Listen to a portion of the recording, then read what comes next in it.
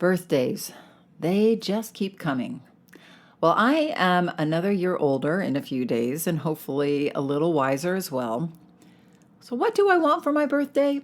Well, I want to share with you what I think are the 5 top keys, the main reasons that I've kept 40 pounds off for 27 years after struggling for 2 decades to keep it off for even a week.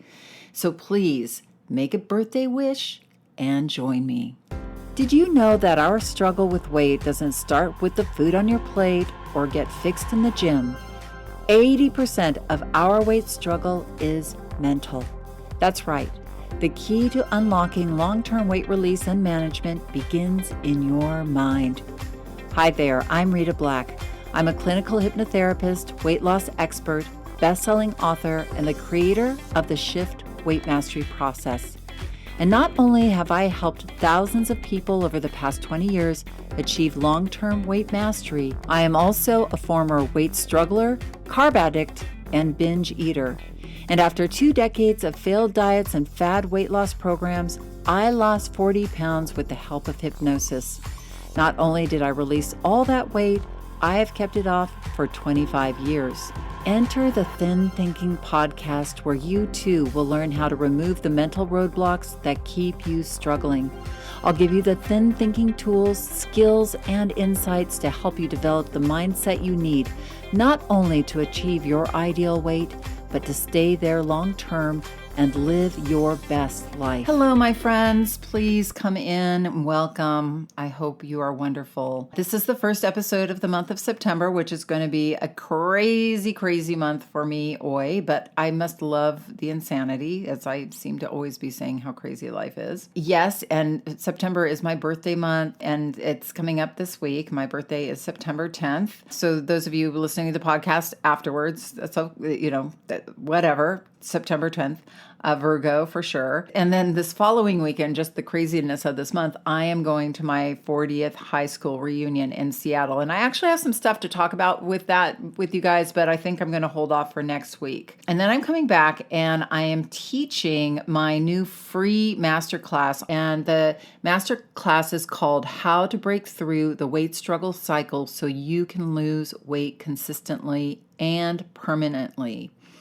And as I get into today with the podcast, I have a feeling you all know how to lose weight. And it really, really is not about that knowledge, that mind, that conscious knowledge, but it's about shifting your deeper mindset. And there are really what I consider 3 main shifts that you can make that will really shift your perception and get you a different journey forward. And that's really what we're going to get into, that these what I call cognitive reframes can really change your weight destiny very quickly once you have them. So that's really what I'm teaching in this masterclass, is really how to really shift your mind in these 3 ways so that you can get out of that struggle cycle and really begin getting some traction on long-term weight mastery. Plus, we are going to do some hypnosis. So I do some weight loss hypnosis in the session as well. So for those of you who are, never done hypnosis before, it's a really great introduction. And for those of you who like to do hypnosis, I hope you enjoy the session. So please join me. It's absolutely free. The link is in the show notes. So yes, this big crazy month is topped off. At the end, I'm going to be starting another live Shift Weight Mastery process that is, again, and I'll get into that more later. But so just to give you a picture of this month, I'm like, it's coming up. Oh my gosh. So I'm going to keep my birthday super low key, no parties, nothing splashy. But what I did want to share with you are some insights about long-term weight loss that I've really been deeply thinking about. This year has been a year of deep reflection for me. I don't know, it must be this time of my life, but I'm also observing, as I work with more and more people, I've worked with thousands of people now. You would think, oh, okay, well, she knows everything. Well, I do know a lot, but the deeper and longer I do this, the more insights I get into the human psyche around what it really takes for long-term sustained weight maintenance and mastery, which I consider mastery is like living your ideal life, eating in a way that you love, exercising in a way that you love, and all the pieces, really come together to allow you to feel, be your best self within all of that. So those of you who know me, students, members of my community, clients, I'm really obsessed with this, and not short-term, obviously, results, but long-term sustained weight mastery. And so this year, every birthday I sort of reflect about my journey. So I wanted to share some insights from you from my journey of keeping 40 pounds off for over 27 years. Like, I've boiled that down. And for those of you who don't know me, who may be new to the podcast, I'm somebody, so keeping 40 pounds off for 27 years is kind of a miracle. Only that because 20 years prior to that, I literally yo-yoed up and down the scale, trying every diet, failing miserably, bulimia, and just then, feeling so screwed up in my brain about myself, about my body, about my ability to lose weight. So it truly, truly is for me. I have, I say this with such, humility, because I understand that this place of standing in sustained weight maintenance for a long time required a different type of journey than a diet. I want to share with you these 5 takeaways, these 5 what I consider the big keys, and I hope you find them valuable. So key number one, and I think this is the most, they're all going to be important keys, so I'm not going to say this is the most important, but this is the first key. And I want you to understand, if you don't get this already, that it isn't just about losing weight, but really a successful long-term weight mastery journey is a journey of transforming your life, right? And going into it with that attitude, going into it knowing like this is a lifelong journey. See, I think what happens, we have been so steeped in a diet culture, and I know diet is a bad word these days. Like, maybe you might say, well, I'm not on a diet. Well, no, I understand that.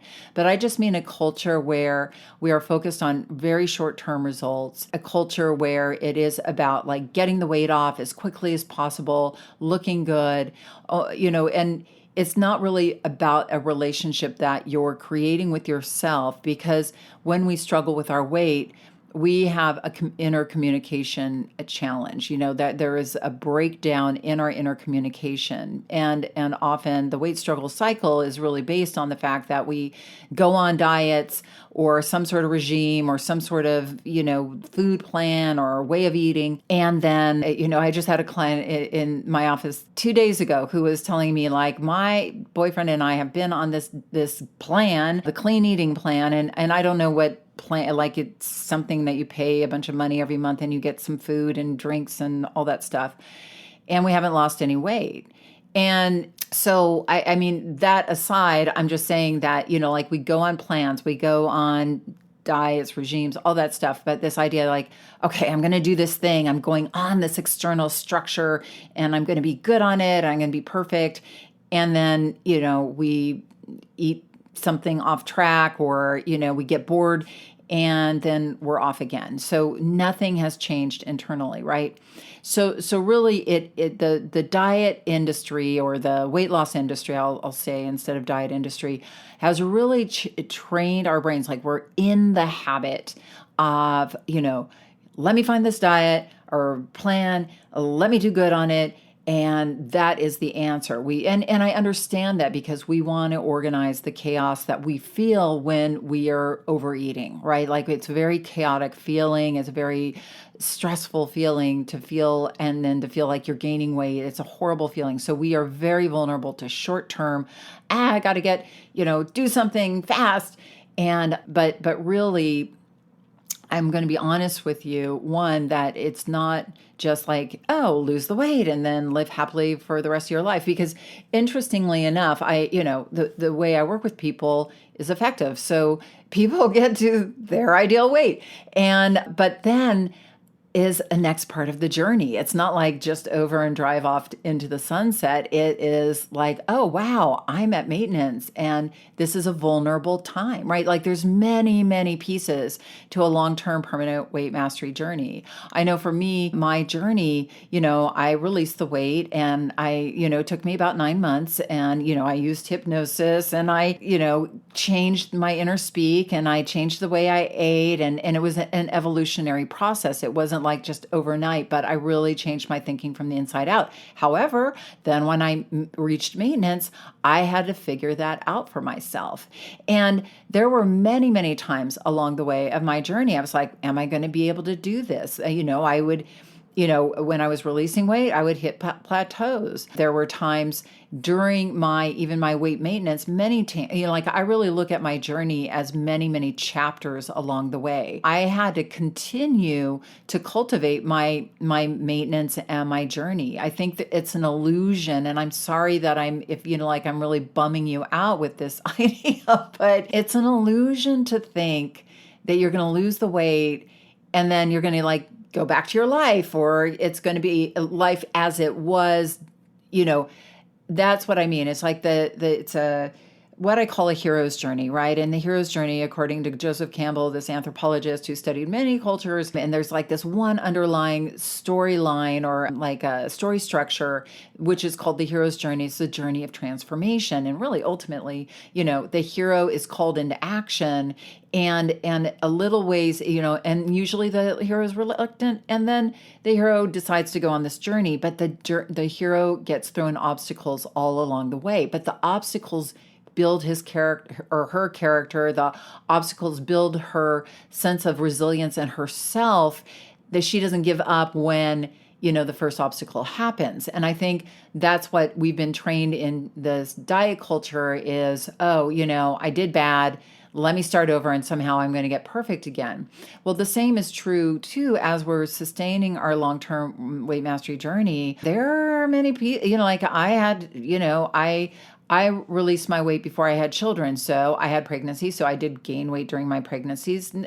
Fortunately, not a lot. I stayed healthy. I did, the right things. And I was able to release the weight fairly quickly after each pregnancy. But, there was my parents both dying within a couple of years of each other and going through the mourning process and, gaining a few pounds, getting depressed, but not, I consider my weight maintenance a 5-pound range. So above my ideal weight and below my ideal weight. So, I stayed within my range, but I really, I worried and I struggled and I was on a medication and then I got off the medication and then, like an anti-depression medicine, because it was really hard when both my parents died. And then I went through menopause, like I went through perimenopause and menopause and, and so many different things. And all along the way, I had to say, who am I as a weight master in this particular situation? And, I had to adjust expectations. I had to adjust sometimes as I have aged. I just this last year, I shrunk an inch.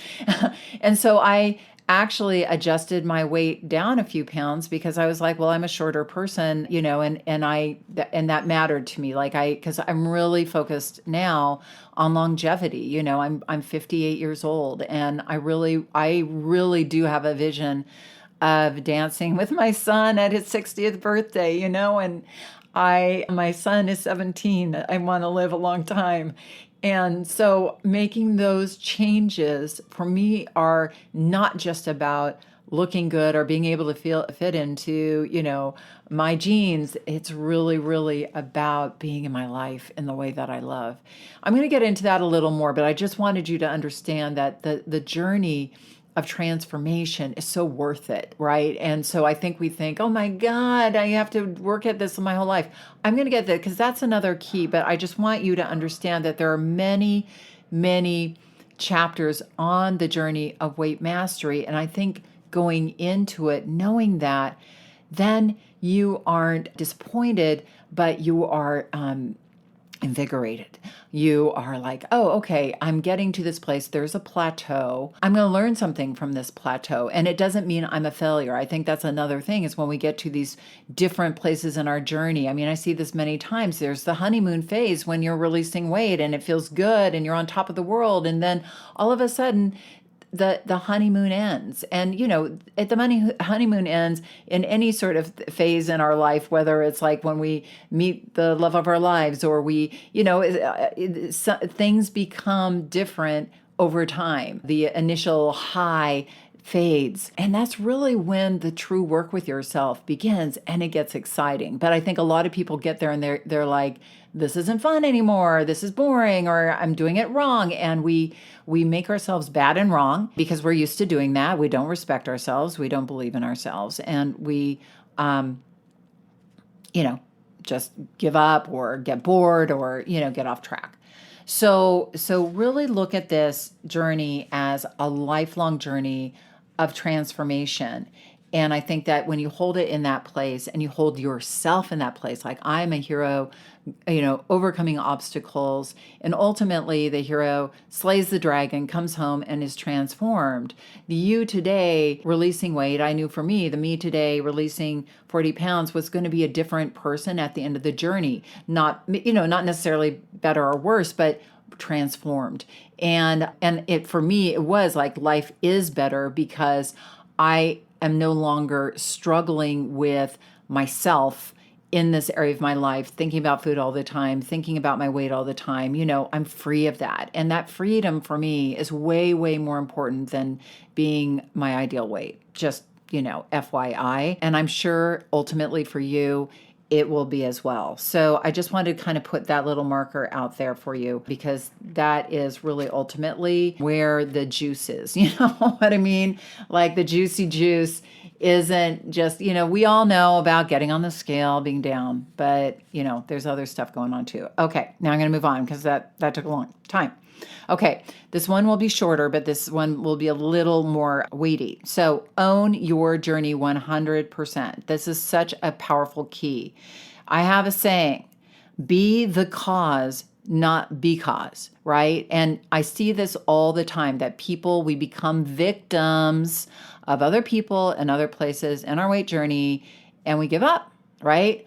Oh, they brought the donuts into the house. Oh, we went out for pizza on Friday. Oh, my brain isn't very creative, but today, in this moment. But, oh, my mom, cooks for me and she, okay, all that stuff is story. And you get to create your story of weight mastery. Others don't write it for you. You write the story. And when I say be the cause, not because, is when you own everything 100%, and I'm just talking everything, then you have the power. You keep your power. So, I didn't lose weight this week because I didn't get out and exercise because I hurt my foot. Okay, great. I'm sorry you hurt your foot, and you can change your weight release goals. You can do many things to bring it back to you. You may not even release weight this week, but it's not a reason to get off track. You follow what I'm saying? There is usually an answer for everything when you are determined to be the cause, not because. And within that, you do have to do some things that probably are uncomfortable for you. And I want to be clear about this because I'm talking about long-term permanent weight mastery. I'm not talking about losing weight, just losing weight. So this is really, having conversations with people. And there are many, if you go back in other episodes, there's one called the hamburger technique, having conversations with people, because chances are we fall victim to, we can fall victim to other people's expectations, other people trying to feed us. That our environment is a very important part of our long-term journey. And I think taking 100% responsibility for the people in our life and our, what we're bringing into our environment, what's coming into our environment, what's going out of our environment is an important thing. And I just mean this from, you've got this, you've got the power. And when you get in that place, then those conversations with people become easier. When you aren't being mean to them, you're, asking them from respect for yourself and respect for them. But that does mean probably being out of your comfort zone. So long-term permanent weight mastery probably is going to mean for you. And again, this is what I'm talking about. It's a hero's journey. You watch TV shows, you watch the movies, and those heroes aren't like la la la la la through the movie. They're kind of challenged, and they have those, come to the light moments where they're like, okay, I don't know that I can do this, but I'm going to try. And they try and they stretch and they're uncomfortable and then they get what they need and then they move on. And because they've stretched, they've become, they've increased who they are. They've evolved themselves, right? I had to get out of shame, about weight loss, right? I think when, one of the being at the cause is like taking ownership for the fact that you're getting healthy. In my membership, we were talking about the shame sometimes when people pay attention to our weight loss, right? Then when we say, oh, wow, you've lost weight. And there's this feeling, sometimes we're, happy people are noticing, but sometimes there's this great shame around the fact that people know I'm losing weight and they've seen me lose weight and gain weight. And we have this shame about the fact that we're somebody who struggles with weight, and that so weight loss, this weight loss kind of goes into the part of our brain where we hold a lot of shame, or we have a lot of shame around this. And we have to kind of start to work through that shame as well as being the cause and not because I think otherwise then there's, you want to be proud of the fact that and I said this to my member who was saying, people are noticing and it kind of freaks me out. And because I know that they've seen me lose weight and gain weight and lose weight. And I said, well then, maybe what you need to say to them is, thank you for noticing. I am on a journey of really getting healthier, taking care of myself and showing up for myself. So there's no shame in that. There's no shame in really making your life better, right? So, and I think that opens up the, conversation to something more powerful than, oh, you've lost weight. Right? So being the cause and not because, there are things that we have to go through. So I'll just kind of name some of the things. I've had to sit with major resistance from myself, like, this is boring, or I'm hungry, or, I had to sit with getting off track and feeling uncomfortable about that, and defying that impulse that I want to have to start over and make it look perfect, especially in the beginning. I had to sit with, gaining some weight, here and there, gaining a few pounds here and there, definitely not looking good to other people, like, or especially to myself. Like there are times you don't feel like you're doing it perfectly on a long-term permanent weight mastery journey. You just don't. But you communicate with yourself differently in those moments than you do when you're like, well, I blew it and I'm going to start over, because that isn't an option. You are the cause, not the because. Excuses, there are no excuses. When you are really committed, the excuses fall away and you figure it out. And that is where you get your transformation. All right. And now the third key. And for those of you who have worked with me or been a client or a student, you're probably familiar with this key, because this is the key that I call building skills versus being good. And what I mean by that is, in a long-term weight mastery journey, it is almost impossible to be perfect, and it is almost impossible to be good for 27 years. I have not been good or perfect at all for 27 years. And I think the ridiculous thing about going on diets or any sort of plans or regimes is that there's this kind of weird idea that develops in our brain that, one magical Monday, we're going to wake up and be good on a diet or a plan or a regime for the rest of our lives. That's really the way that the diet or weight loss industry has really framed it for us, and our brains have kind of gotten into that loop. And again, I see this epidemic of people getting in the habit of starting over again on Monday. And if you do come to my masterclass, or if you come to any of my teachings, a lot of what I help people with is break that cycle and break into consistency. And I really think the mindset of consistency comes from this idea of building, mastering, rather than focusing on an external structure. You're internally building yourself up. You are building internal skills. The brain is very creative and it likes to learn, very curious. So if you put in front of the brain, like, hey, we're going to build these skills, rather than be good on something or not eat this, this whole set of foods over here, we're going to just, cut something out or try not to eat. The brain doesn't like that. But the brain loves to learn. And the brain is good at learning and evolving. And again, this is an evolutionary transformational journey that I really believe is the heart and soul of a long-term consistent journey. So the mindset around this is really, I'm building myself, just like you would build any other skill set. If you were going to become an athlete, if you were going to play football, there was a whole set of skills that you need to learn: running, dodging. You need to build your core. You need to learn strategies of, the plays. You can tell I know nothing about football. It just came into my mind.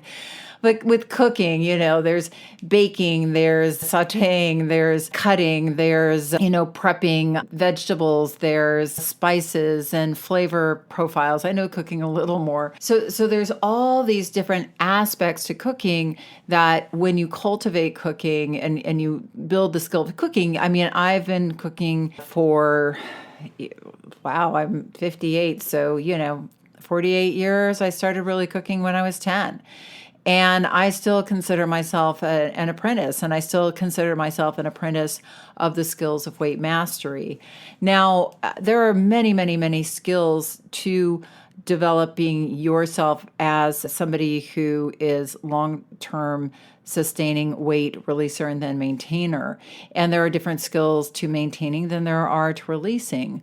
But, over 200 studies into long-term weight mastery, or what I would call weight mastery, but long-term permanent weight loss, it shows that there are foundational skills. And I really dive into these in my Shift Weight Mastery process, but, to touch upon them lightly, because I have two more keys that I really want to get into with you. But, there are obviously the skills, the mindset skills, which are really about your inner communication system. I really believe in acknowledging and turning down both the volume on our inner critic and our inner rebel. And if you're interested in my take on those two characters, you can find podcasts on the inner critic and on the inner rebel in my library of podcasts. And really, really and truly about developing a powerful inner coach within yourself.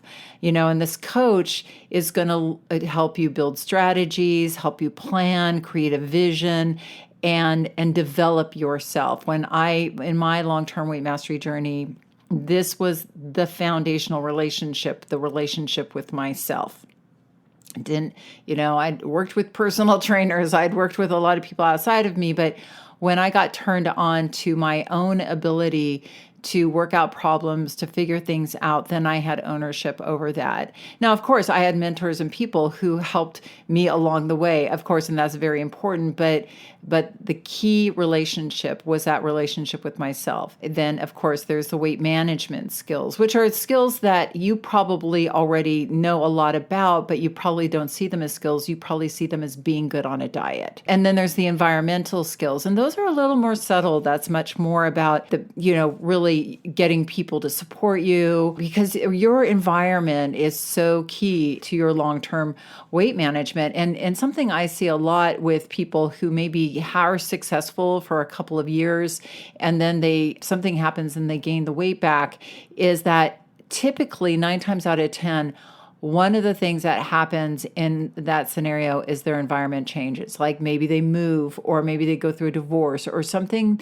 that changes their environment or what's coming into their environment, or they have a child, or something that it changes their environment or changes their lifestyle.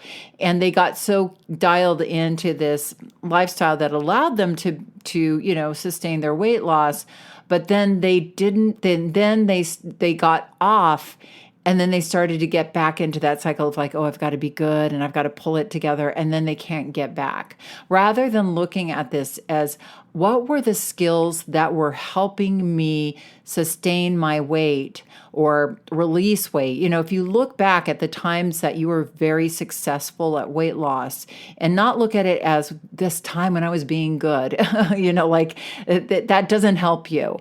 But what helps you is to get more specific about what were you developing within yourself and your environment and in the way you were eating and exercising that actually worked for you. What were you developing? The skills you were developing. Go back to those and start cultivating and focusing on those rather than focusing on being good, which really tells your brain absolutely nothing.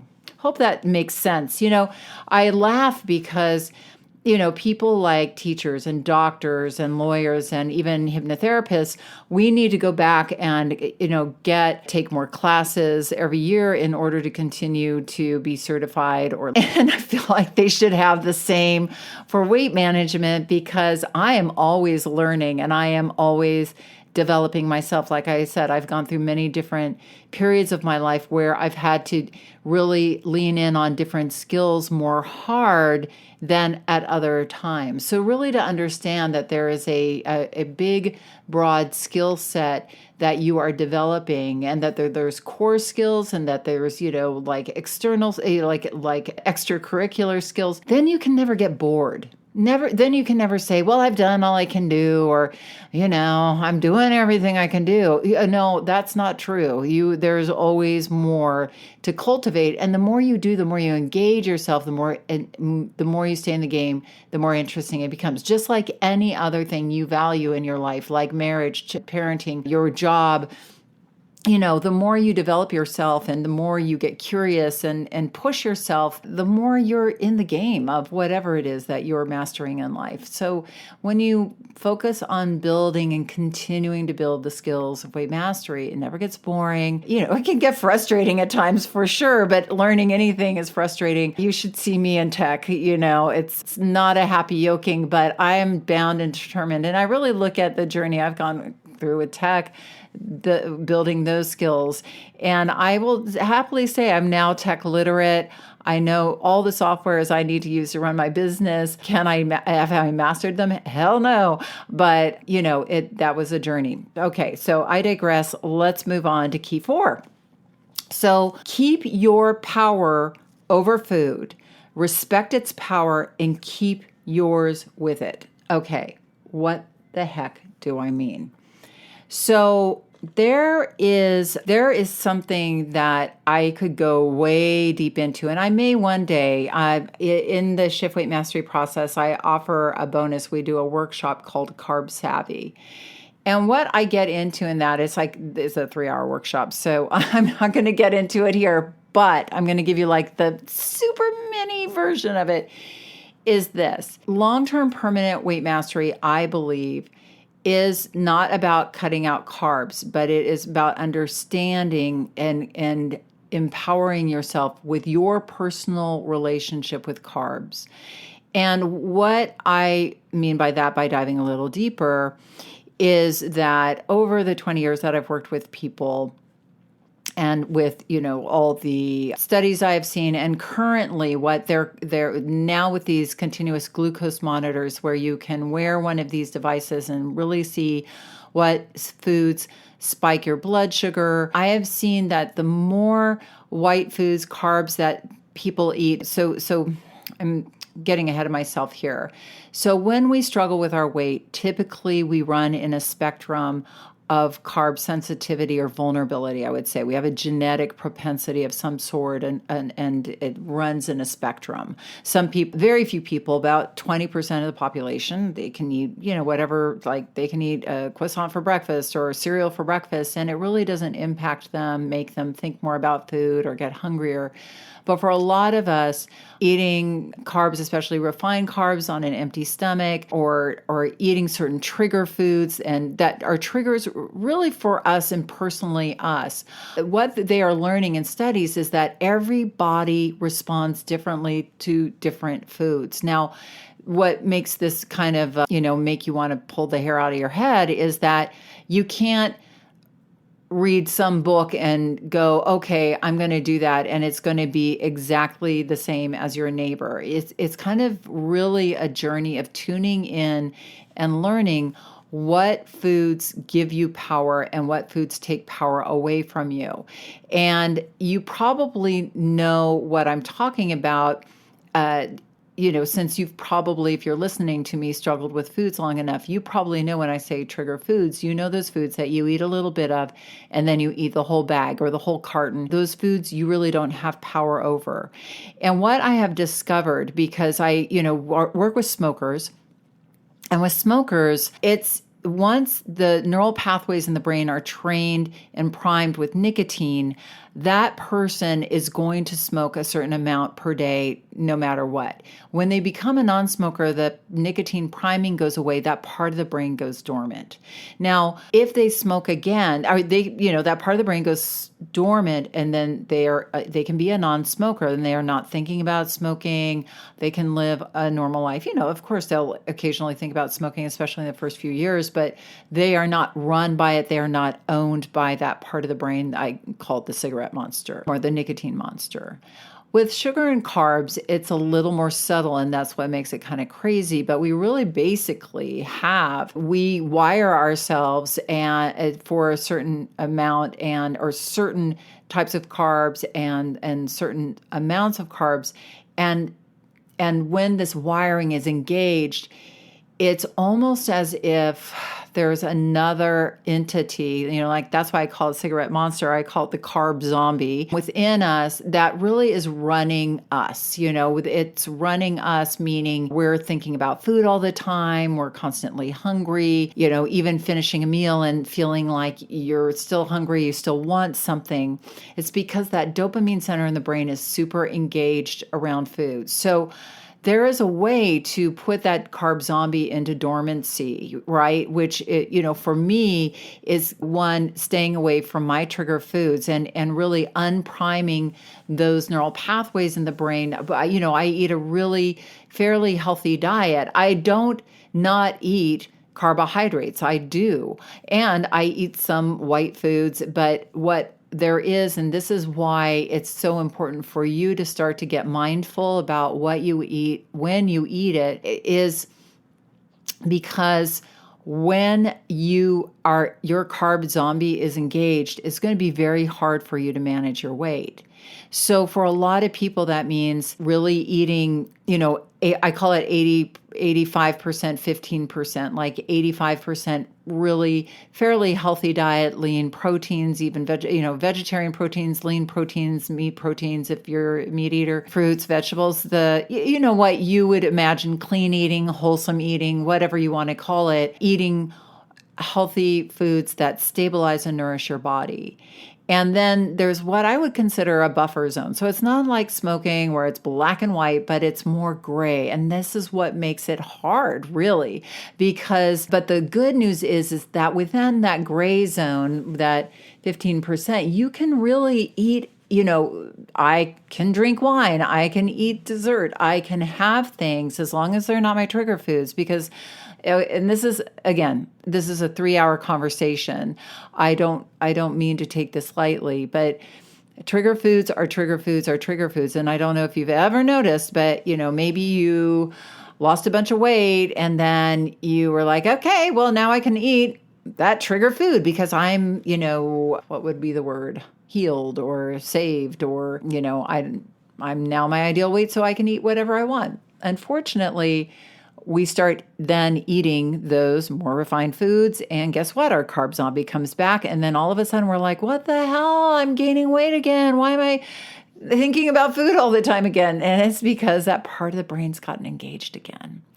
So for 27 years, believe me, I've tried and tested this, you guys, and I've worked with thousands of clients, and been in the trenches with people, and I know that this is a phenomena that when you hibernate that carb zombie, it's like flipping that switch. And maybe I know you know what I'm talking about. You've been in those places where you're like, this feels so good. I'm not thinking about food. I'm not hungry. And it's not magic. It's you've really put that part of the brain into hibernation by, eliminating the refined foods that trigger your body, or eating them in a way like with a protein, and not eating it on a naked, empty stomach, what we call now naked carbs, so that you can. And so really, I believe the key to a long-term permanent weight mastery journey and sustained weight loss is figuring out a way of eating that you love, that allows you to live at your ideal weight. And part of that is really tuning in and figuring out when you eat a certain food, like a carb, ask yourself an hour later, how do I feel? Did that tweak me? Am I tweaked 3 hours later? Am I tweaked 6 hours later? And it may seem like, oh my God, this seems like such hard work. It's really not. We tune into ourselves anyway. We might as well be asking ourselves the right questions so that we can look at the value of the food that we're putting in our body, not just from calories, not just from nutrient value, but does it take my power away from me? Or does it not? Because the way I look at food now is I have no problem saying no to certain foods. I don't feel deprived.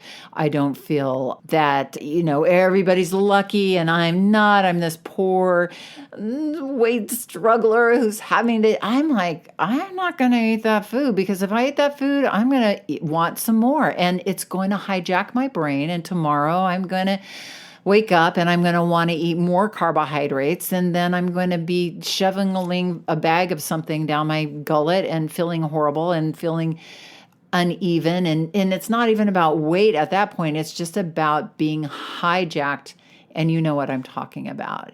So really, I hope this is helpful for you, that I believe part of that journey and part of the key is really figuring that out for yourself. And I wish I could say, well, here's the magical formula, but it really is about tuning in. I do think eating a certain amount of protein, 50 grams or more a day, is helpful. I do think taking your carbs probably down at least below 150 grams often is very, very helpful for people. And some people need to take them lower, but that's something that you really need to figure out for yourself. And it's going to depend on where you are in your health profiles, your blood sugar, insulin profiles. A lot of it will have to do with how healthy you are, how much you exercise. So many components go into this, and you can start out very simply just by tuning in, just by committing to saying, hey, I'm not going to let food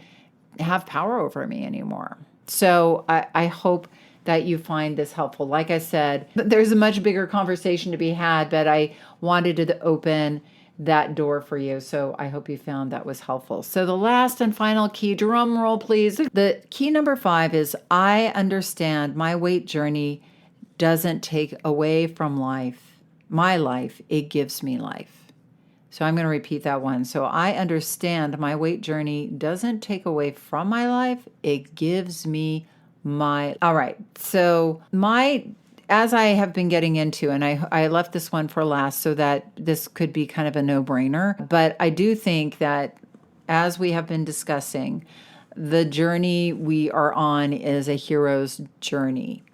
And for too long, the weight loss industry has framed this, or we have framed it from being perpetually in this weight loss mode, this weight loss struggle, put it into a place of shame, place of deprivation, a really painful, distasteful, unhappy place in our mind, in our psyche, and in our soul. And so I think when people think about releasing weight, going on a weight journey, they can feel nervous, they can feel fearful, they can feel afraid. One, afraid of failure. I understand that, if we've failed before, so many times before. But I want you to know that most people who have struggled with weight and then finally are successful for the long term have gained and lost 500, well, not 500, sorry, but 250 pounds, 100 pounds, like a lot of weight over the course of their lives. So I want you to understand that the way it is presented to you in your brain right now, the way that your brain is framing that story to you right now, is not a success story. It is not a happy story. And our life is the story that we tell ourselves. And I want you to start to tell yourself a new story about what managing your weight is about. It isn't just about getting thin. There's many people who have, weight on their body, who love who they are, where they are, and in their body, and they feel healthy, they feel strong, and that is awesome. But if you're struggling with weight and primarily struggling with yourself, because at the root of it, I really believe the pain comes from the struggle with ourselves and our inability to love ourselves and our bodies as they are, because, I really am a firm believer in loving yourself down the scale. If we can frame this story that we're embarking upon a hero's journey, then we remove the resentment, then we remove the fear, then we remove the failure. And because we're going on something one step at a time, beginning to trust ourselves, beginning to respect ourselves, we're beginning to embrace ourselves for all we are and our ability to just take one step and put the next step in front of the other and really start to believe in ourselves and to really create a new powerful identity of somebody who is mastering their weight rather than struggling with their weight, and somebody who's compassionate for themselves. And, these are the things that my journey of weight mastery have given me so many gifts beyond weight, because like I said, it took me 9 months to release 40 pounds and I've kept it off for 27 years. That's 26 years and 3 months that I've been maintaining my weight. I've been getting on the scale and it's been relatively pretty much the same.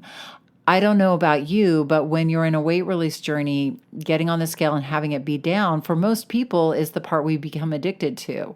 So really, if you think about getting on the scale and it being the same, a plateau, for a lot of people, that's really frustrating or boring.